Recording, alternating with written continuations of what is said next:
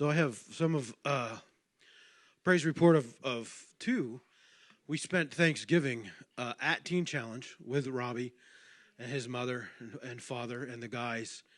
And Robbie is going to be the first Vermont resident to graduate the program in 12 months.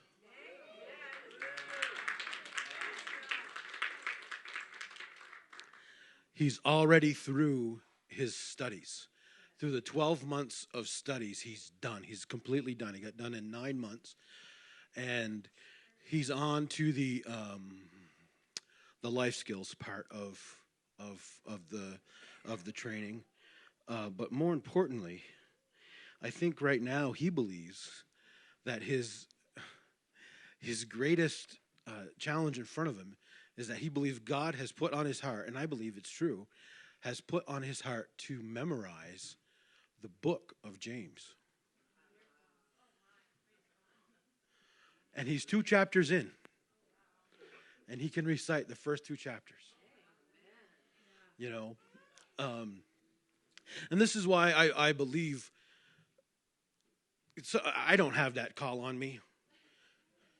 I know Scripture, but if you ask me to say where something is, I'm going to say I have no idea. That's just the way I am. That's just the way God works in me, because I know when He calls it forth, I'm going to know what I need to know. But when Robbie, I believe he'll be on the street, and when he ministers, he's going to need it to be right there. Because he won't have the convenience of having a phone or an iPad. Because when and who he's going to minister to, if they pull out a phone, that's gonna send him away. Is he calling the police?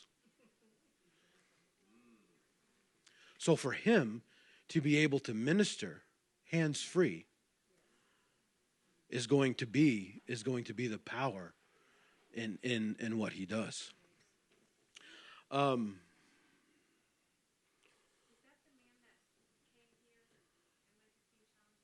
Yes. Yeah, he does.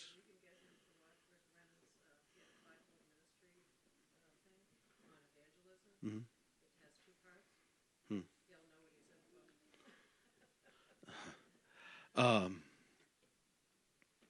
So today's message, I didn't really have a title for it until just barely. It's called The Faith to Climb.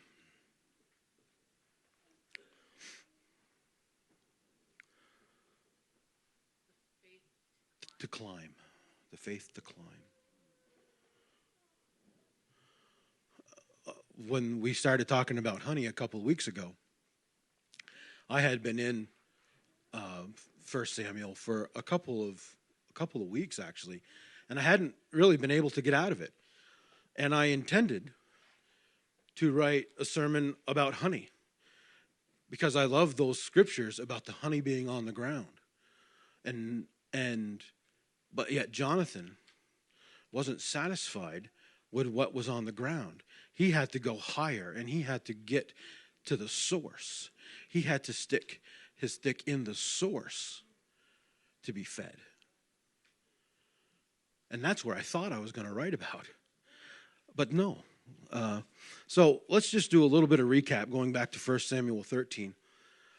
Jonathan had attacked Geba, and Saul had with 1,000 men, and Saul had 2,000 men with him, and he was ready. Now, the Philistines, after Jonathan attacked, responded, and they had 3,000 chariots, 6,000 charioteers, and an army larger than grains of sand. So that's what they were up against. Now, 1 Samuel 13:7 says they were quaking with fear. Saul and his armies were quaking with fear about what was up against them. They went into hiding. Some fled. Some even left the country. They said, "No one, no part of this." No faith. Saul had a word from Samuel that he would arrive in 7 days. But at the break of the 7th day, Saul did not wait, and he offered a burnt offering. And it goes on to say, right after Saul had finished, Samuel shows up. I mean, and there's a whole message right there in timing, right?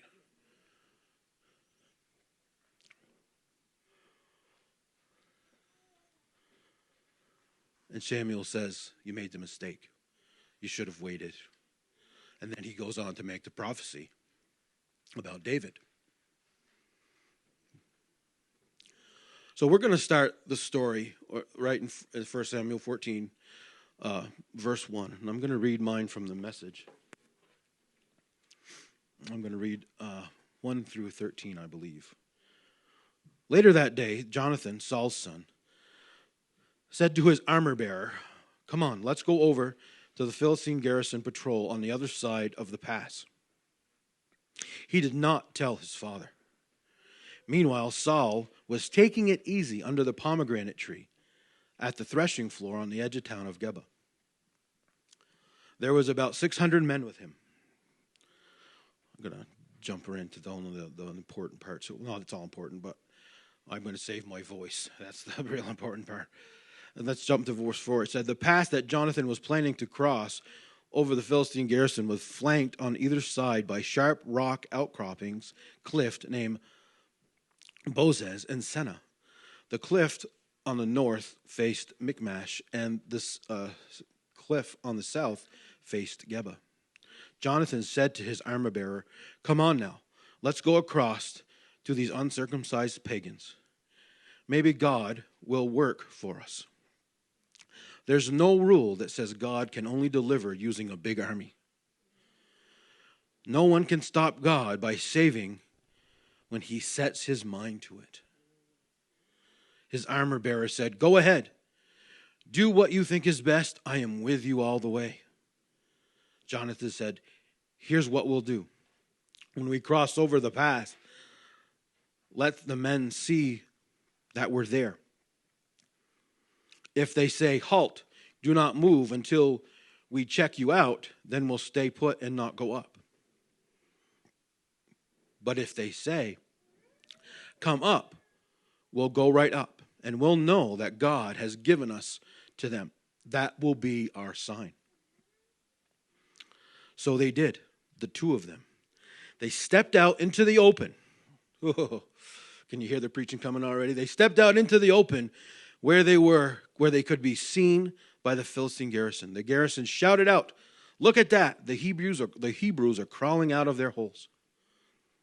Then they yelled down to Jonathan and his armor-bearer, come on up here. We've got a thing or two to show you. Jonathan shouted to his armor-bearer, up, follow me. God has turned them over to Israel.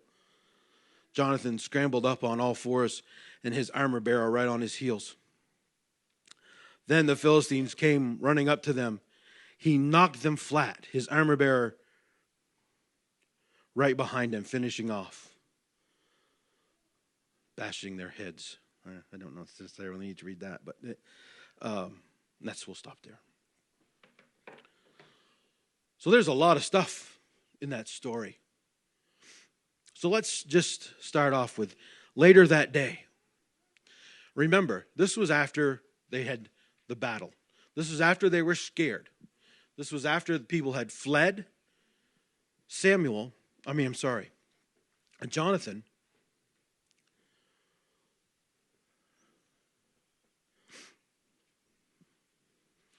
was with his armor bearer. And we'll talk about this armor bearer quite a bit. You know what? Let's talk about him now because it's really important that I think we set it up. In this story, we all could be Jonathan. We all have things that are in front of us.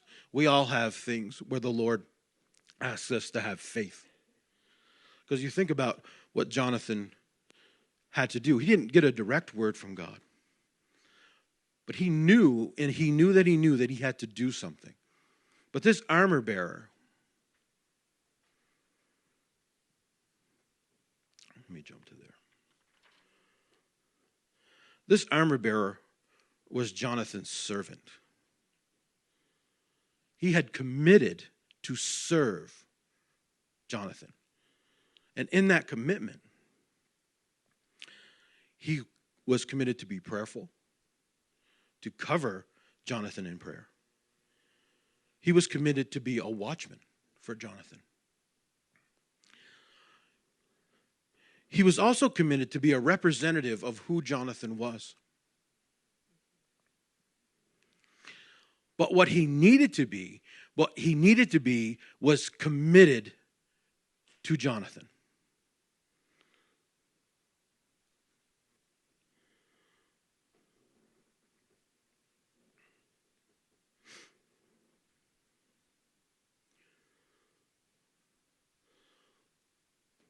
As I was more and more studying this, God really was revealing to me the importance of an armor bearer. And not only the importance of an armor bearer, but this guy goes unnamed. He goes unnamed through this whole process. So this guy is in the shadows.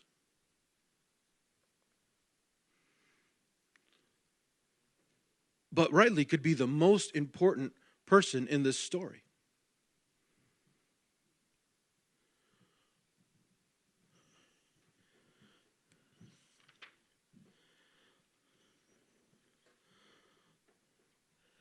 See, because sometimes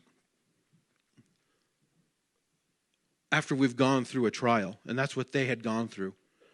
They had made an attack, and the enemy responded.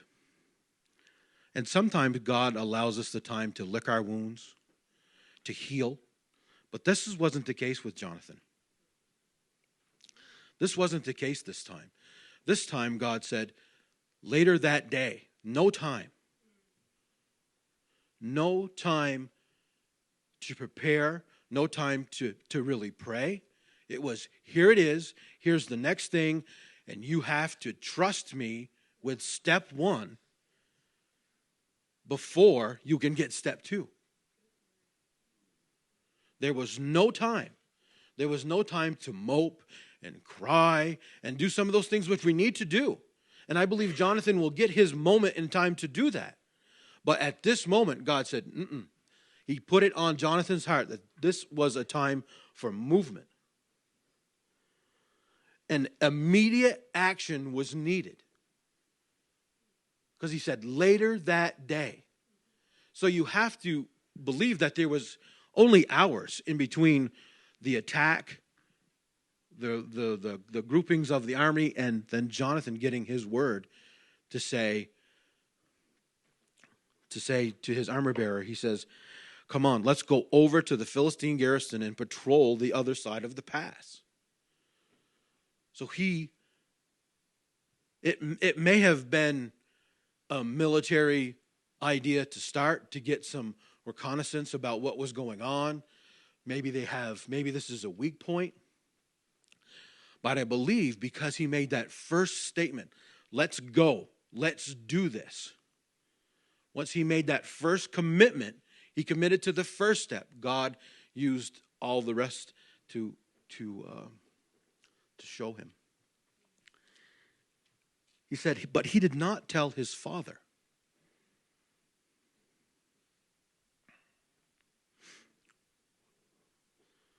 They were not close. And I don't mean close as in a relationship, because I believe that they were. But they weren't close together. They talked about, I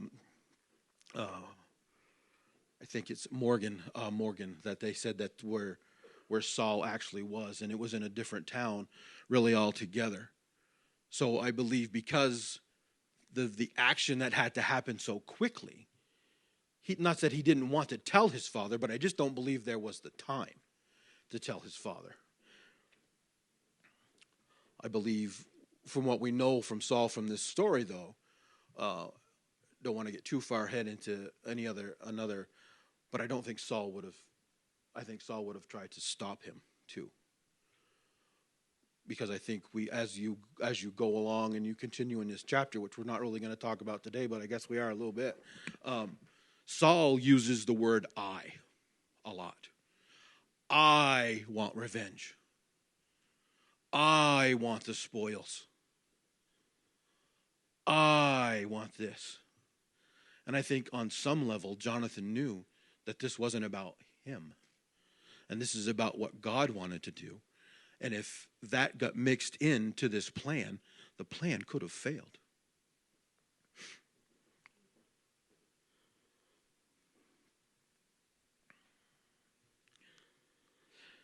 And the other part of it is that it goes on to say that Saul was taking it easy under the tree, under the pomegranate tree. He was taking it easy, which means to me, he was licking his wounds. He was in that place after sometimes we come out of a trial, right? We come out of a trial and we're not always happy about it. We're a little beat down. And we're dragging our feet and dragging, I don't understand what's happening. And that's what Saul was doing. And I also believe in part of this, Jonathan believed that his father didn't have the faith that he had to do out this next thing. He wasn't ready for the immediate action. He knew, because of his relationship with his father, that his father wasn't ready for immediate action.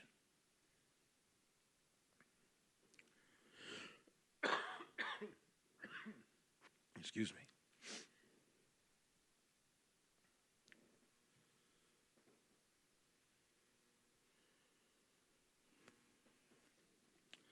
The path that Jonathan was planning to cross to the Philistine garrison was flanked on either side by sharp rock outcroppings. The cliffs were named Bozez and Senna, and the cliff on the north faced Michmash, and on the south faced Gibbeth. When I first started picturing this, I pictured that Jonathan and his armor bearer were walking in a valley with the face on both sides. But that's not the case. Jonathan was standing on one side and he had to go down one face and then up the other face to get where he needed to be.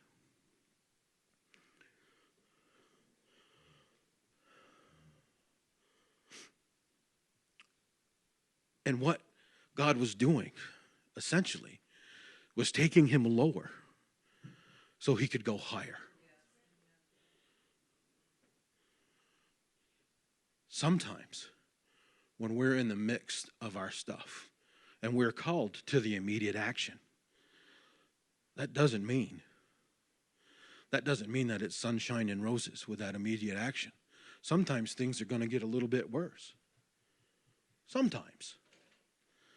And I think we have to be aware of the sometimes. And sometimes it's not. Our God can do wonderful things with little things. But sometimes it requires us to go deeper. Then Jonathan says, come on now, let's go across to these circumcised pagans. Maybe God will work for us. There's no rule that says God can only deliver by using a big army. No one can stop God from saving when he has set his mind to it. When Jonathan said, come on now, he wasn't focused on the journey. He was still focused on the goal. Because he knew what was in front of him was the ascension down the mountain face and then back up. Then back up to get to the goal. And it wasn't really even to the goal, it was to get to the battle. So there was still 2 more parts before he even really started to fight.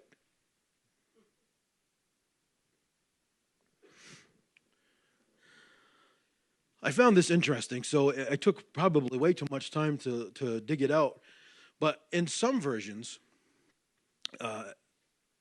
maybe is 2 separate words, may and be. And then in and that was the older versions I've really found. And in the newer versions of the Bible, the word is maybe together, one word. And I said, that's got to be something. Because maybe Together is an adverb that means possibly or perhaps. Separate, it's a verb phrase, which requires action. Indicating that something may happen. It's that action of believing that something may happen. Maybe, not maybe, not perhaps. Jonathan knew that something was going to happen. He didn't know what. He didn't know what was going to happen, but he had the faith to continue just knowing that he knew. You know, how many times have we had this conversation when we say, I know that we know that we know? That inkling that God puts in you to know and to go forward and to do it. It wasn't maybe something was going to happen. It was maybe the action. There was an action part to what Jonathan knew.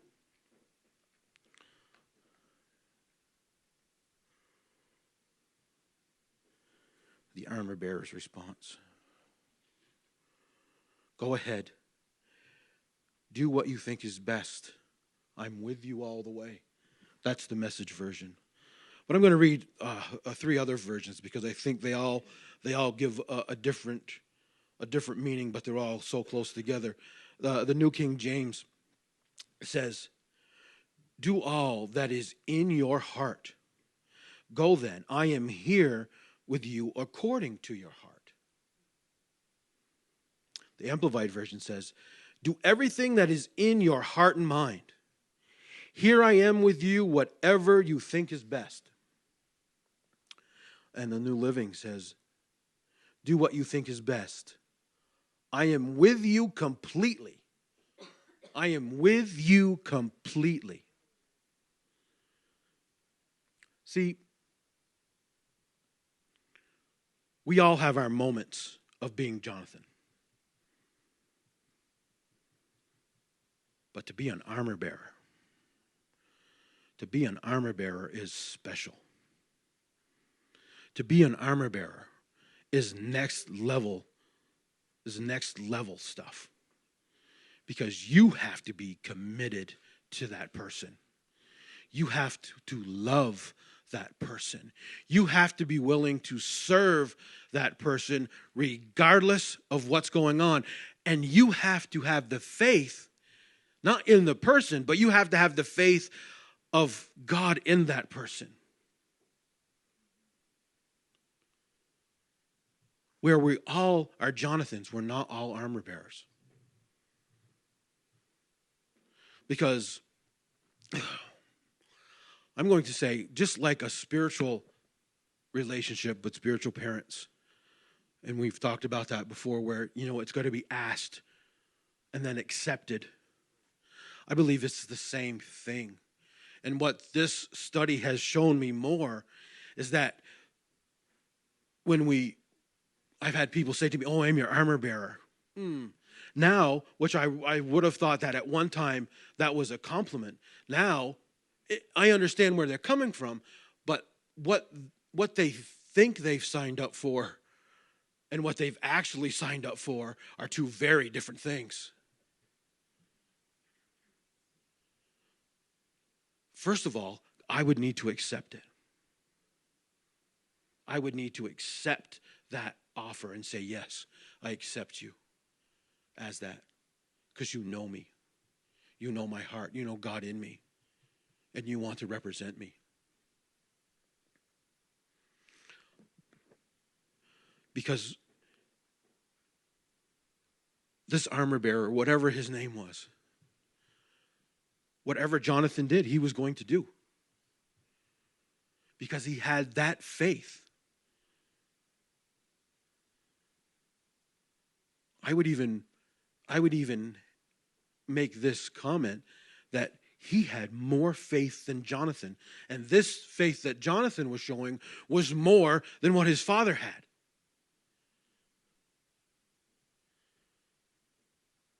It takes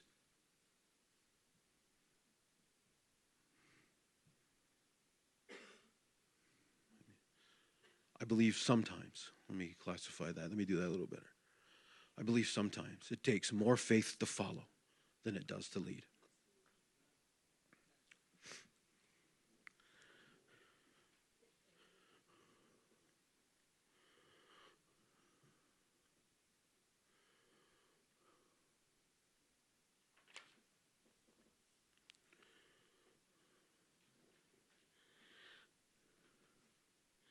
See, but the other thing, as I was reading different commentaries about the armor bearer and what other people thought, there was no hesitation in the armor bearer. He did not say, let me think about this for a second. Let me think about if I want to follow you up and down these mountains. There was no hesitation. And the other part that I found interesting is that in the breakdown of the word, and the words used to describe the armor bearer, he was cheerful. He was happy to do this. So if you're somebody's armor bearer, you need to be happy with the job that you've accepted. You can't be a negative armor bearer. It's not possible.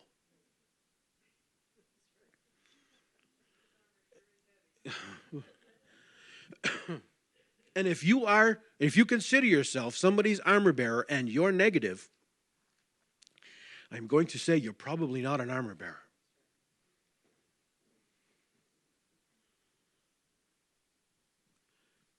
The joy of the Lord needs to be the strength. And in an armor bearer,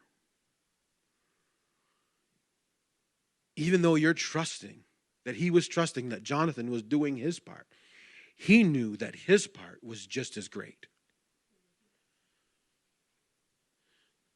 This armor bearer relationship is a 50-50 relationship, even though it doesn't look like one, because he's considered a servant. But he's not a servant, he's a partner. He's that quiet partner in this that takes no credit, that is happy to sit back and let Jonathan shine.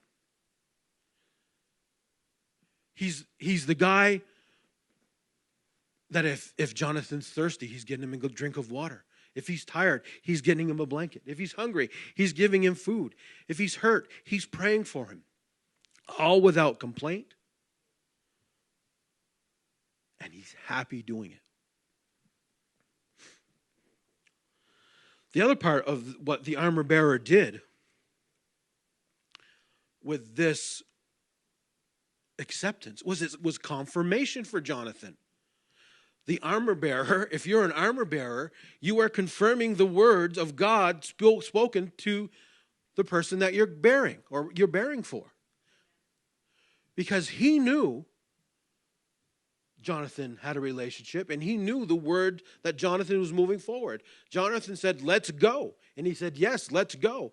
And when he accepted Jonathan's offer to go, not only was he was building up Jonathan in a way that Jonathan knew that was confirmation.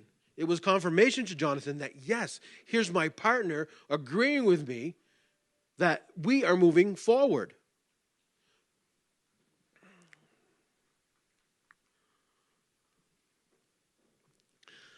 This will be a sign for us. See, there was still no plan. Do you see what? There was still no plan for Jonathan. He was still relying completely on faith. Completely on faith to go forward.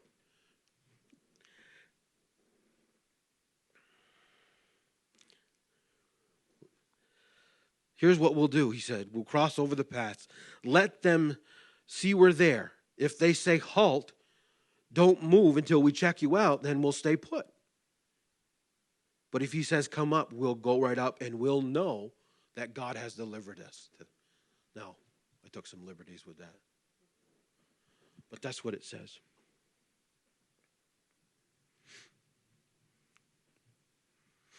See, the same faith that moved him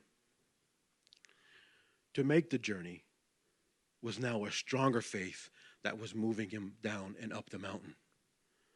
Because the more the more he was involved, the more he got into this process, the more his faith was growing.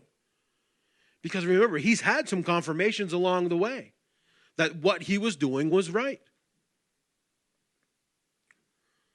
And here it was.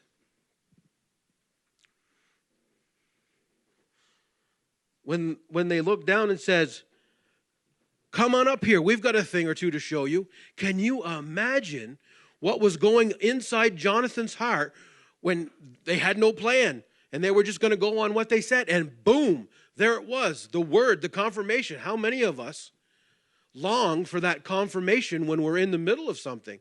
And here's Jonathan in the middle of it, receiving his, without a doubt, confirmation. Without a doubt, confirmation.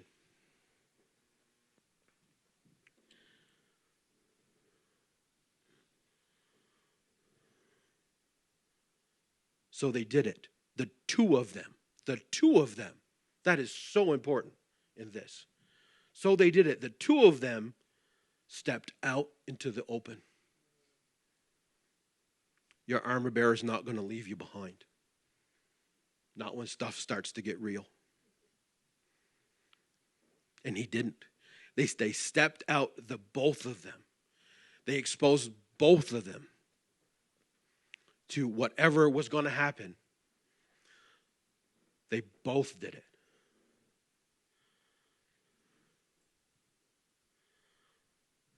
See, and that's how we know. That's how we know that the armor bearer's faith was equal to or greater than Jonathan. Because he stepped out with him. It didn't say that he took a couple minutes and he came out after. It says the two of them, they did it. They stepped out. So I'm guessing that they just did right together. Boom, stepped right out. And here they were in the wide open in front of 20 men, right? It goes on to talk about 20 men. But imagine what they knew. They knew that God was with them. They knew that they were going to succeed. Imagine that power they had in them, knowing that God was with them. Because they'd had confirmation after confirmation and after confirmation. And now there's the starts of a plan. Because God had revealed to him that he was there and he had said those words, come on up, they knew that they were needed to go up there. And in the going up, that's where the battle was going to take place.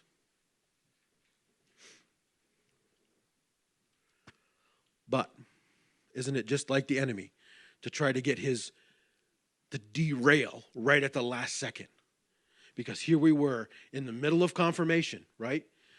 They had all the confirmation. Come up the hill. And what happens? It says, look at that. The Hebrews are crawling out of their holes. The enemy was in the fight to the end as well. Because he was trying to use fear, intimidation, shame, hate, criticism. All of these things was right there, right at the last minute.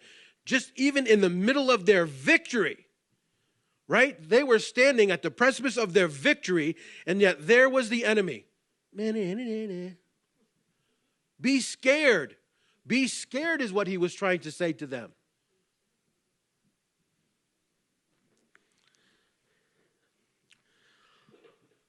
Come on up here. And there's lots of stuff going on now. Can you imagine? So they're in the valley right now. They've gone down the first phase. They're in the valley. They've looked up. They've said, and the Philistines said, come on up here. So they've got their word. They've got their confirmation. But now what they have to do is the tough climb up the side of Bozez mountain face. And some of the scholars who've dug into that, they believed that mountain face, because I think it still is today, I believe that it's that's the slipperiest rock face there is.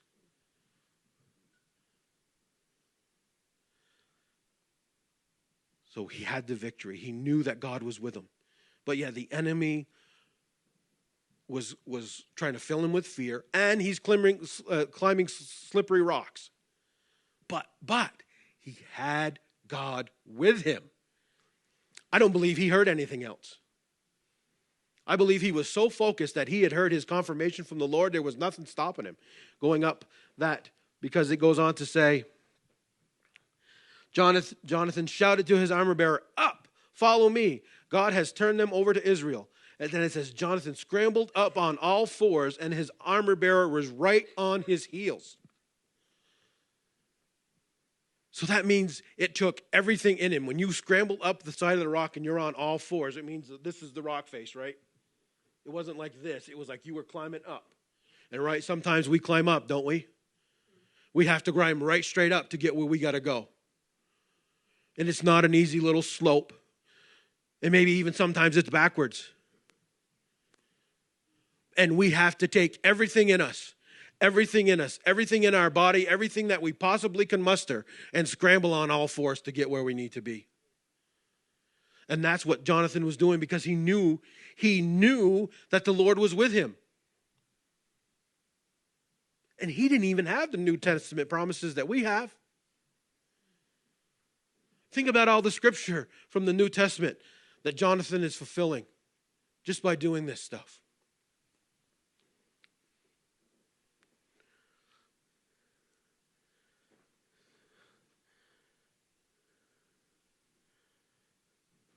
I love it.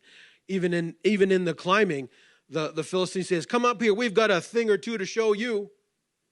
So still, as he was making his ascent, here is the enemy one more time trying to fill him with fear. Fill him with fear. I got a thing or thing to show you, right? That is totally meant to intimidate, to try to stop him, but it didn't slow him down one bit. And where was the armor bearer? Right on his heels.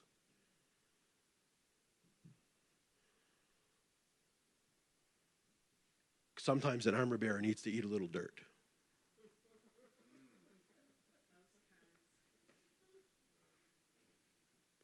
You think about it. He's climbing up. He's climbing up this rock face. And you know it's covered with dirt and stones and pebbles. And they already said, or if you believe that it was slimy, if Jonathan is using everything he has to get up the side of this mountain, there's stuff coming off his hands and there's stuff coming off his feet. And it didn't deter his armor bearer one bit. He was right on his heels.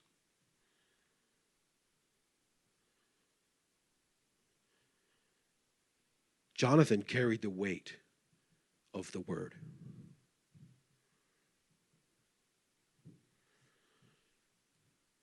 But you could say that the armor bearer carried the weight of the movement.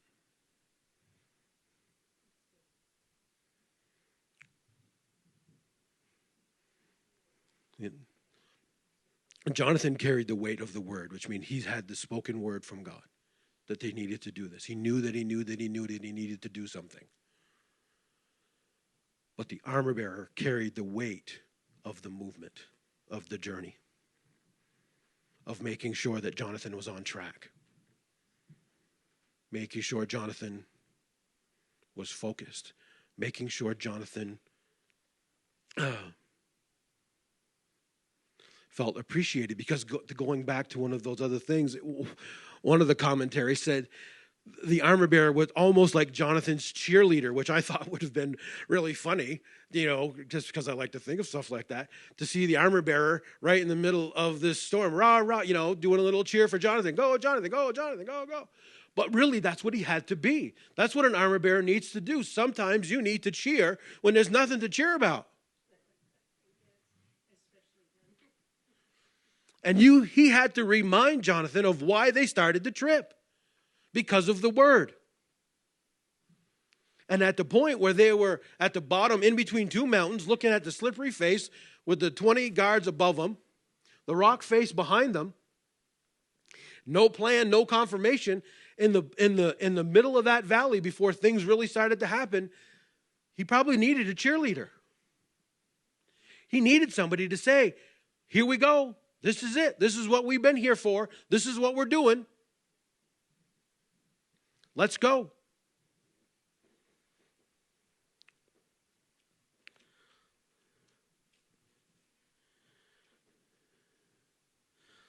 I wrote this last night. It says sometimes it will take absolutely everything we have to complete a task,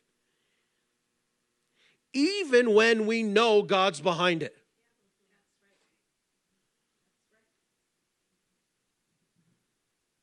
Because we have to get away from the myth that God makes stuff easy. We ruin ourselves by thinking God makes stuff easy.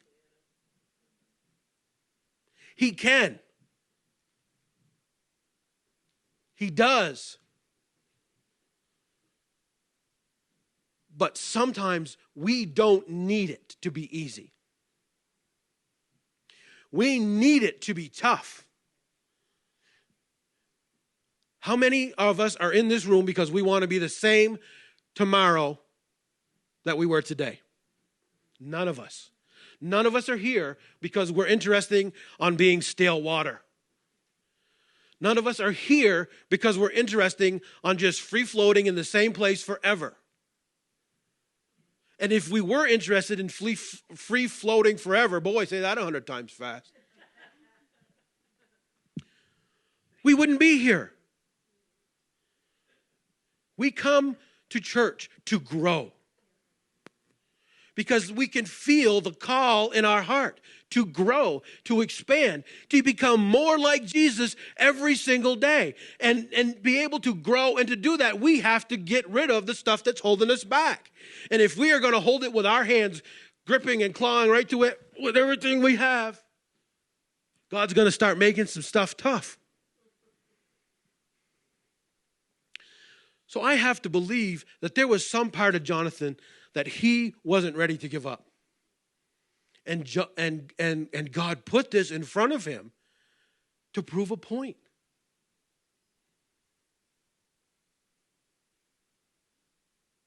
Have you ever felt like God proved a point with you?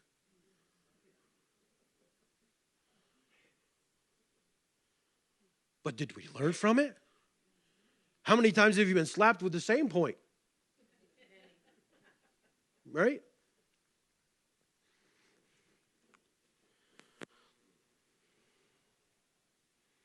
It says once Jonathan knew his word was confirmed, he didn't stop. He let God finish the work in him. And he knew that God wanted him to fight. And he allowed God to use him to fight. He allowed God to use him to fight. Because in there it says, follow me. And it talks about how Jonathan shouted, up, follow me.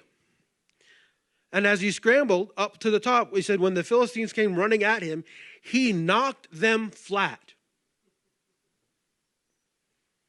That's one punch knockout is what they're talking about. Some of the scholars believe that at this point, Jonathan and the armor bearer had supernatural strength with them because God was with them. It doesn't say that. Believe what you will. But he knocked them flat. And it says, the armor bearer was right behind him, finishing them off. Meaning that the armor bearer, once he's seen Jonathan get his victory, he sealed the victory. He sealed that victory. Now, it's very descriptive on what they say. But I think, in today's terms, that armor bearer would have fallen to his knees and surrounded the whole incident in prayer. Think about what we do when we have a presbytery. When the words are spoken over us, what happens? After the words, then we're prayed on again, that those words be sealed. That's what that armor bearer was doing. He was sealing Jonathan's victory. And let's not forget that this thing that Jonathan went through with his armor bearer, oh, by the way, brought 10,000 people to the Lord when it ended. Because as Saul goes into the battle, as Saul hears what's going on, and he takes his 600 and they fight, the confusion that bursts in the Philistine camp where they're fighting each other, they have no idea what's going on. People are coming out of the woodwork to fight. And the next thing, it goes on to say that behind Saul at one point there was 10,000 men fighting for Saul. Why? Because Jonathan and his armor bearer took that leap of faith, scaled a mountain without a plan, listened for every confirmation along the way, found it, right? They found it. And once they found it, they completed it. Because people, we find stuff, but I don't always think we're the best at completing it. We have to be better completers. If I can make up words.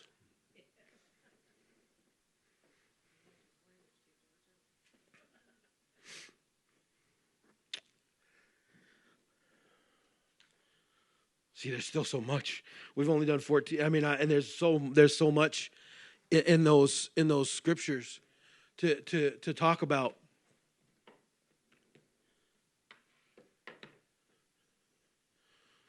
But at its basis,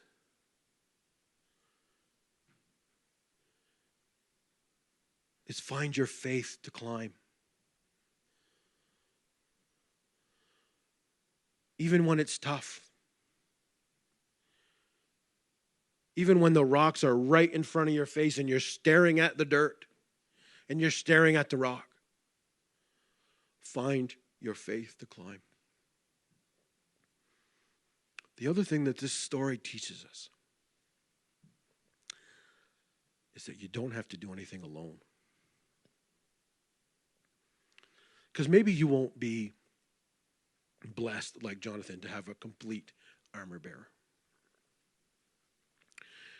Because I think I didn't realize, and I said, I didn't realize how special that armor bearer really was. And I urge you to really do your own study on armor bearers and what they really mean. You know, because we may never be all blessed to have one. Because that is such a blessing from God to have an armor bearer that is really ready to commit, that knows who you are, that loves you without a fault.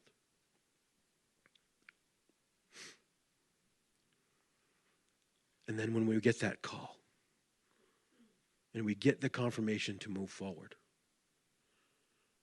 we have to move. We have to move. So Lord, I just pray that in this time where we all feel a little bit like Jonathan, and maybe our mountain's just a rock we have to step over, and maybe it's a hill, or maybe it's Mount Everest. Lord, you know what's in front of us. So I pray that you would give us all that faith to climb, that faith to follow and search for your word and search for your direction. And also, Lord, give us someone